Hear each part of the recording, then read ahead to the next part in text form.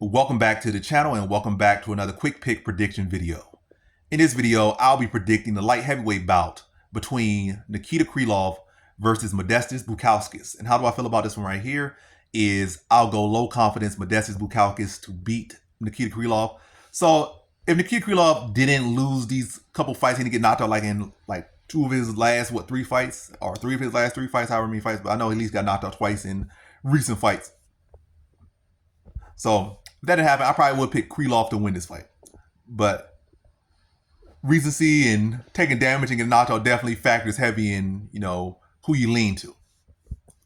But yeah, as far as Bukauskas, I feel like Bukauskas don't do that well with pressuring fighters unless they're like pressuring wrestlers. Like they're just heavily ducking under, trying to go for like the double against the cage. Then he could turn his hips out and land those little, what they call 12, not 12 to 6, like the little, let me say the Travis Brown elbow. I don't know what the exact, the angle they call it, the degree or whatever you call it. It was a 12 to 6 or 9 to 5 elbow or whatever. I don't know the exact degrees of it, but the Travis Brown elbows where they try pretty much elbow you in the temple when you try to go for a double. Like so I seen him like finish two guys like that. He finished one guy in the UFC, like I think what's his name? I forget his name already. One guy in the UFC, and I think he finished one guy outside the UFC with that. Maybe more. Maybe in the gym he did like 20 more people, but he had at least 2 wins like on his record. But as far as striking, when people just strike with him, I feel like a lot of times he doesn't really have a response when people are aggressive. And Krylov, that's his whole game to be aggressive. So Bukauskas has not shown to be a great counterpuncher, but the fact that we have seen Krylov knocked out twice recently in brutal fashion, I think that'll leave Bukauskas more motivated, more hungry. And also, if he does catch him with something big, that will lean toward Krylov not being able to weather it as much as he did in the past. At one point, Krylov was known for a pretty solid chin. He'd be able to tank these shots, and it's not like, oh, he just started getting hit. He'd been getting hit. He'd been getting countered. It's that he would eat the shot and keep going forward and overwhelm guys.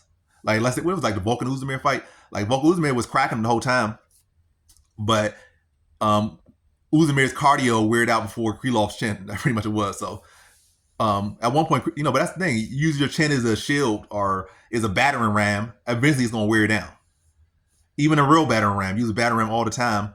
It's going to wear down. Use something that's going to wear down. So the fact that he was using his chin like a battering ram, it wore down. And now he got knocked out. He got countered for sleep, and now it's more simple. It's not something that Crush can lean on much. So it's not hard to hit Krylov. Bukauskas does hit pretty hard. He's not a great counter puncher, so that's why I can't really fall in love with this picking Bukauskas here. But I think he definitely has the momentum. Krylov never going to get any better defense, and now he's probably a little bit timid. And that hesitation probably going to make it easier to counter him now, because he's like, I've been knocked out twice, pretty much being countered. So he's going to be thinking about it more. He's going to be more worried about that. And he's going to try to do things that he doesn't usually do, or be a little bit slower. And that little gap can allow a guy who's not a great counter in Bukauskas to see it and be able to counter. Whereas in the past, he might not have been a counter because it wasn't that hesitation. It wasn't that fear. Or, yeah. So I think the wear and tear on Krylov, the lack of momentum, and the momentum on Bukauskas' side, I think he'll be able to put away Krylov. I'm going to say like second round.